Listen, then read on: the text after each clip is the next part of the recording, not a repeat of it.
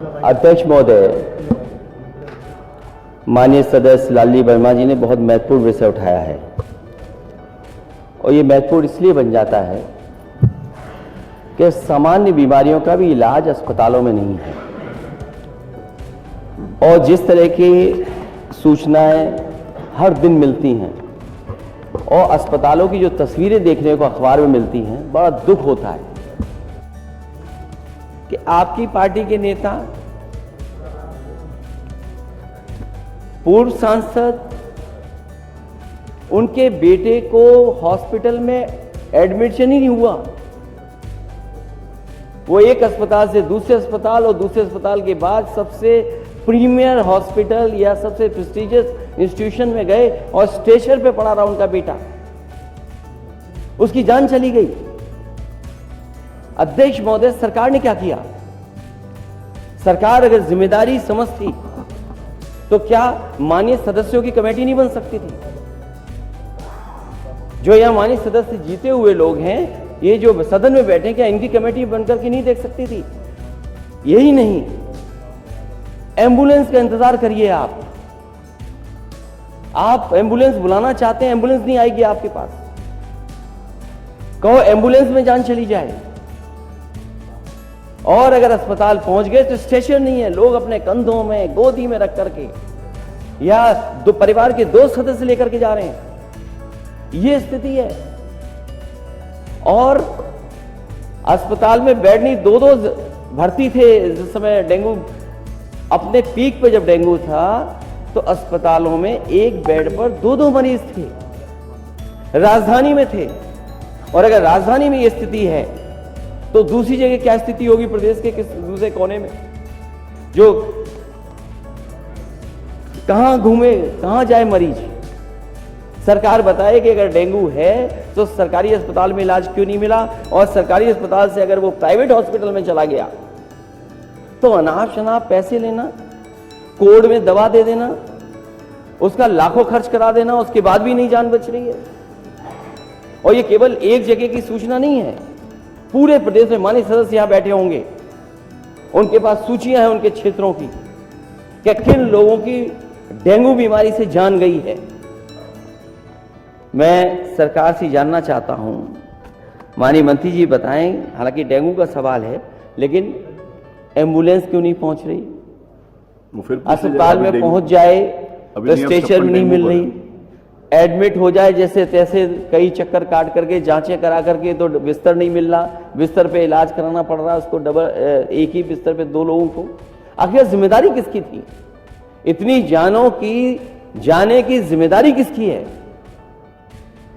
कम से कम सरकार बताए कि स्वास्थ्य व्यवस्था बेहतर होगी कि नहीं होगी। मेडिकल कॉलेजेस ठप हैं और कम से कम एक जहां से सबसे ज्यादा सूचना आई है कि यहां पर सबसे ज्यादा जान गई है, माननीय सदस्यों की कमेटी बने, जाकर के देखें आखिरकार कारण क्या था और मरने वालों की मदद सरकार करेगी कि नहीं करेगी। धन्यवाद। नहीं, आपका अगर कोई विषय, क्योंकि आपका नाम है, अगर कोई विषय ना आया हो तो उसके ऊपर आप बोलिए। हैं? नहीं, अलग नहीं, अलग से कोई नहीं लिया गया, इसे ही लिया गया, अलग कुछ नहीं लिया गया। इसमें अगर आपका कोई विषय ना माननीय नेता प्रतिपक्ष ने रखा हो, वर्मा जी ने ना रखा हो, तो केवल आप बोल सकते हैं। वहां की स्थिति क्या? 322 हॉस्पिटल कोरोना तो नेता प्रतिपक्ष ने पूरी बात बता दी। प्राइवेट 322 हॉस्पिटल, आप उनके मानक चेक करवा लीजिए। कोई वहां पर कोई फैसिलिटी, कोई आरएमओ नहीं है, कोई डॉक्टर फैसिलिटी नहीं है, लैब टेक्नीशियन नहीं है, नर्सिंग स्टाफ नहीं है। अब प्राइवेट हॉस्पिटल में क्या है क्या नहीं है उसकी सूची नहीं होगी, आप लिख के देंगे तो उसकी जानकारी करवाएंगे। जी प्लीज। है, अगर माननीय सदस्य किसी बात को उठा रहे हैं तो सरकार और वहां के अधिकारी मिलकर के, नर्सिंग होम के साथ मिलकर के जो न्याय मिलना चाहिए, जो मरीज को इलाज मिलना चाहिए, वो इलाज दे नहीं रहे हैं। जो अगर आवाज उठा रहा है तो उसके साथ आप मुकदमे दर्ज करा रहे हैं। तो ये कहाँ का? मैंने नेता प्रतिपक्ष, मैंने ये निवेदन किया है आपके द्वारा, माननीय नेता प्रतिपक्ष के द्वारा, माननीय लालजी वर्मा जी के द्वारा पूरा विषय आ गया। अब कोई इंडिविजुअल विषय है तो मैंने ये नहीं कहा, मैंने कहा आप लिख के दे दीजिए, मैं संसदीय कार्य मंत्री जी के पास भेज उसको दिखवा लूंगा। मैंने उसको डिनाई नहीं किया।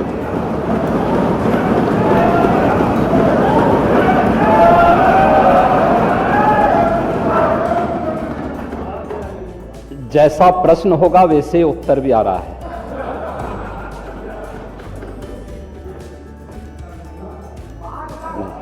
शांति सुनिए। प्रश्न ही उल्टा था, तो उस उल्टे प्रश्न को सही करने का प्रयास हुआ है।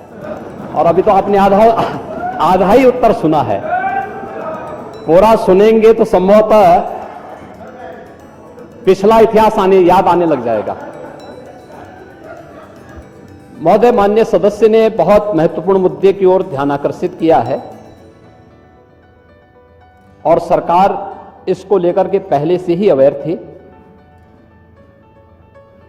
अंतर विभागीय समन्वय से संचारी रोग नियंत्रण के लिए, आपने केवल डेंगू की बात की है, जब वेक्टर बॉर्न डिजीज की हम बात करते हैं तो केवल डेंगू उसमें नहीं आता है। वर्मा जी, आप तो चिकित्सा शिक्षा के मंत्री रहे हैं ना, तो केवल डेंगू नहीं आता उसमें, मलेरिया भी है, चिकुनगुनिया भी है, कालाजार भी है। इन सभी से संबंधित वेक्टर बॉर्न डिजीज हो या फिर वाटर बॉर्न, जल जनित हो या फिर विषाणु जनित कोई भी बीमारी हो, इनके उपचार के लिए सरकार के स्तर पर एक समन्वित प्रयास किया गया है।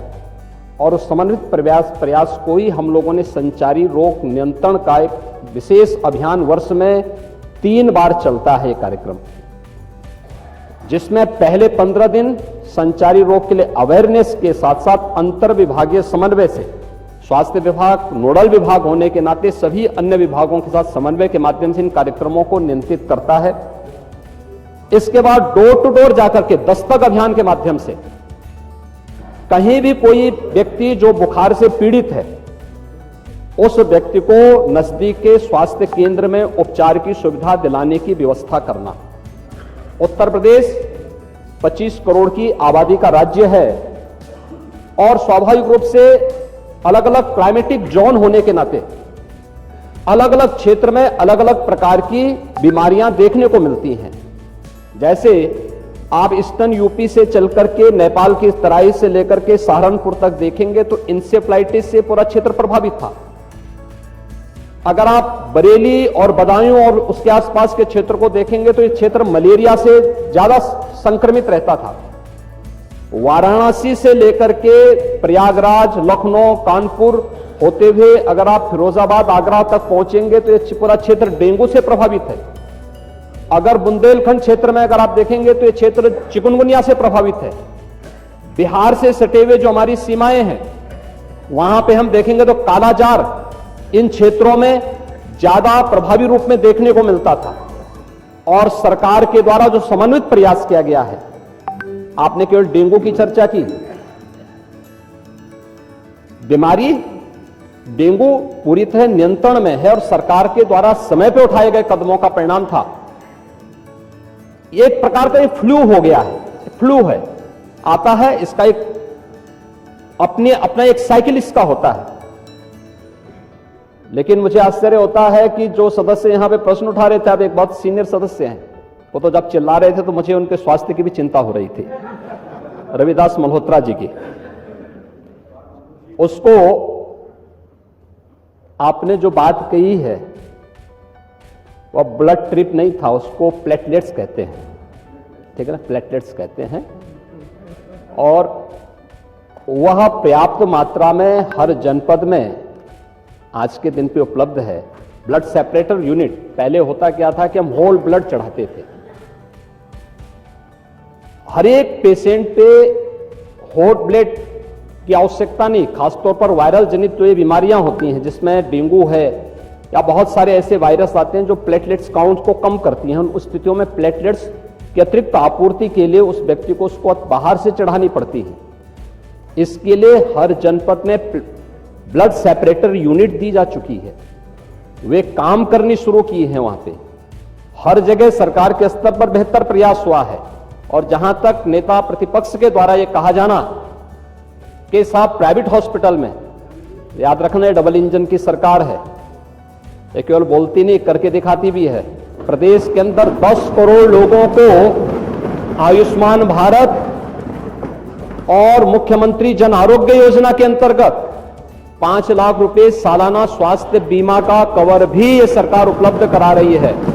वह किसी भी पैनल्ड हॉस्पिटल में, वह सरकारी हो सरकारी में सारी सुविधाएं फ्री में हैं, लेकिन किसी भी प्राइवेट हॉस्पिटल में जाता है तो वहां वे सुविधाएं मिल रही हैं। और ये पूरा सदन गवाह है कि हर माननीय सदस्य को इस सदन के द्वारा अपनी निधि से ही 25 लाख रुपए सालाना देने का अधिकार दिया गया है। और यही नहीं, मुख्यमंत्री राहत कोष से हम चेहरा देख करके पैसा नहीं देते हैं। कोई भी व्यक्ति जो भी आवेदन करता है, कोई भी पीड़ित हो, उसकी जाति, उसका मत, उसका मजहब नहीं देखा जाता है, बल्कि वो पीड़ित राज्य का नागरिक है। उसको प्रदेश में, देश में या दुनिया में जहां कहीं अच्छी स्वास्थ्य की सुविधा मिलती है, और सुविधा के लिए मुख्यमंत्री राहत कोष से भी हम पैसा देने में कोई कोताही, तमाम मान्य सदस्य विपक्ष में बैठे हुए हैं, वो हर व्यक्ति इस बात को कह सकता है। उनके प्रस्ताव आते हैं बिना किसी भेदभाव के, हमने उसके लिए भी धनराशि उपलब्ध कराई है। आयुष्मान भारत और मुख्यमंत्री जन आरोग्य योजना भी है। हम आभारी हैं आदरणीय प्रधानमंत्री जी के, जिन्होंने आयुष्मान भारत जैसी योजना दी, जिसमें हर गरीब से गरीब व्यक्ति भी आज अपना उपचार किसी भी अच्छे कॉर्पोरेट हॉस्पिटल में भी करा सकता है, और देश में भी करा सकता है, दुनिया में भी कहीं करा सकता है। हर वर्ष की सुविधा उसको मिली है। मुख्यमंत्री जन आरोग्य योजना की सुविधा भी उसे दी गई है। इसके अलावा माननीय विधायकों को भी 25 लाख रुपए तक खर्च करने का अधिकार दिया गया है, और इसके साथ ही मुख्यमंत्री राहत कोष भी उसके लिए उपलब्ध है। इसलिए समस्या केवल इस बात की नहीं कि हम समस्या के समाधान की ओर जाएं, समस्या केवल हर मुद्दे का राजनीतिकरण करके समाज में अव्यवस्था पैदा करना, लोगों में असंतोष पैदा करने का जो कुत्सित प्रयास किया जाता है, वो तो कोरोना कालखंड में भी लोगों ने देख लिया था, जब आप लोग बहका रहे थे लोगों को कि वैक्सीन मत लगाना, ये मोदी वैक्सीन है, और लोगों को गुमराह कर रहे थे। परिणाम क्या है? मोदी जी के शासनकाल में, उनके मार्गदर्शन में हमारे वैज्ञानिकों के द्वारा बनाई गई दोनों वैक्सीन दुनिया की सबसे प्रभावी वैक्सीन है। दुनिया के अंदर तमाम देशों में कोरोना महामारी के मामले बढ़ते हुए दिखाई दे रहे हैं। भारत में कोरोना कंट्रोल है, और उत्तर प्रदेश में भी पूरी तरह नियंत्रण में है, कहीं कोई समस्या नहीं है। सरकार आपके द्वारा उठाए गए मुद्दों पर पूरी तरह सतर्क है, और अब तो इसके मामले वैसे भी समाप्ति की ओर है। बरसात के समय जल जमाव वाले क्षेत्रों में, अन्य क्षेत्रों में इस प्रकार की बातें देखने को मिलती हैं, और ये केवल डेंगू के मामले नहीं होते, इंसेफ्लाइटिस के भी मामले होते हैं, मलेरिया भी होता है, कालाजार भी होता है, चिकनगुनिया भी होता है। तो आपकी जानकारी के लिए, हो सकता है कि काफी दिन हो गए मंत्री पद से हटे हुए, तो आप भूल गए होंगे, तो आपके संज्ञान में लाने के लिए हमने दिया था। इधर रहते तो हो सकता है कि कुछ लॉलीपॉप मिल भी जाता, लेकिन वहां रहकर के अब वो कभी नहीं मिलना है। मैंने माननीय नेता प्रतिपक्ष को सुना, माननीय लालजी वर्मा जी को सुना, माननीय मंत्री जी को सुना।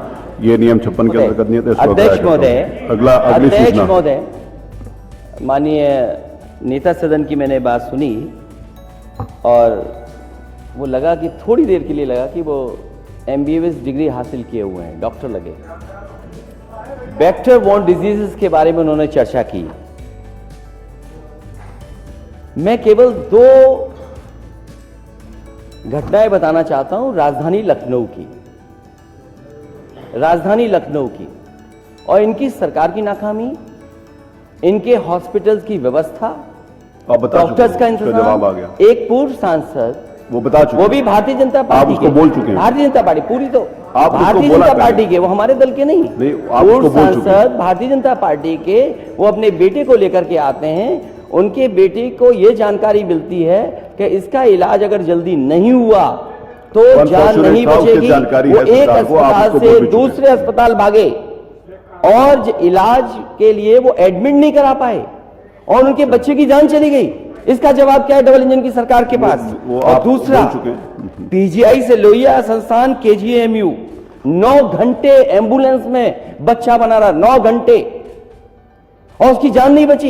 ये डबल इंजन की सरकार। ये सरकारी संस्थाओं को इसलिए नहीं मजबूत कर रहे हैं क्योंकि ये प्राइवेट संस्थाओं को बढ़ावा देना चाहते हैं। आज पूरे उत्तर प्रदेश में सरकारी संस्थाओं में गरीब का इलाज नहीं है। अगर ये सरकार बताए, इतने दावे कर रही है सरकार, ये सरकार बताए कि एक जिला अस्पताल बनाया हो जहां पर गरीब का इलाज हो रहा हो, एक जिला अस्पताल, ठीक, चलिए एक जिला अस्पताल अब जहां अगली गरीब को पर्याप्त इलाज मिल जा रहा हो, वो बनाया हो इस सरकार ने, तो हमें बताएं अभी। जिला अस्पताल एक ही होता है।